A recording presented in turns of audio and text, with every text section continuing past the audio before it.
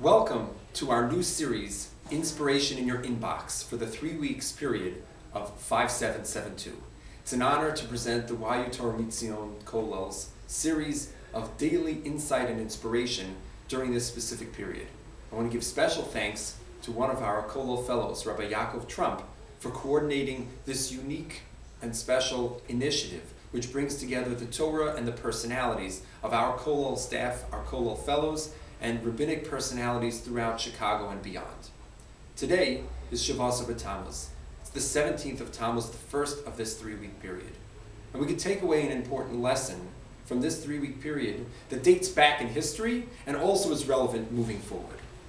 For we know Shavasa B'Tammuz is founded in the incident of the golden calf.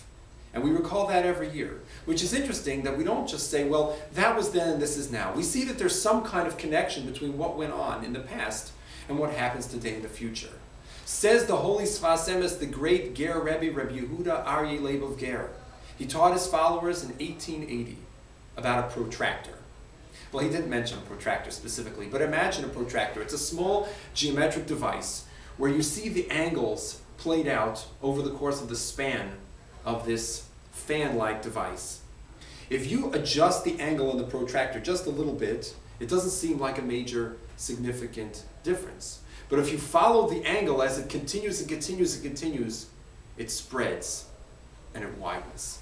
Says the holy Sfas Emes, that's what we are seeing in this period. Because if you go back to the generation of the desert, unfortunately there were some slight missteps, some of them more significant and some of them less.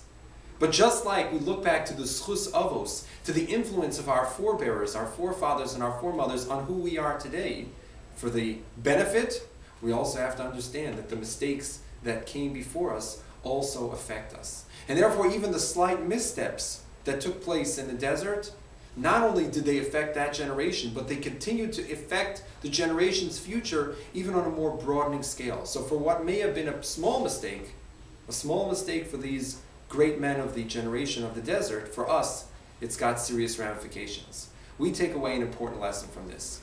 And that is that we look at ourselves today. We want to know how we rectify the mistakes of our lives and perhaps even the lives past. We need to consider the fact that what we do, it also has a widening effect in future generations. If we take the time to consider our actions and their implications for the future, hopefully we can not only right some of the mistakes of the past, which are being played out again in our lives, but even change the trajectory of our future.